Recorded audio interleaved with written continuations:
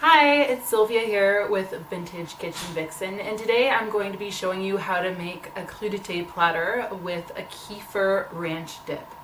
Now, I don't know about you, but I'm getting awfully tired of seeing these grocery store vegetable platters at potlucks and at parties.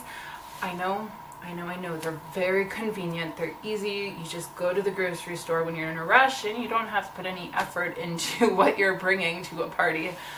But it doesn't take that much longer to make a platter of your own. It's just, apart from washing your vegetables and giving them a rough chop, the dip itself takes almost no time at all to whisk up.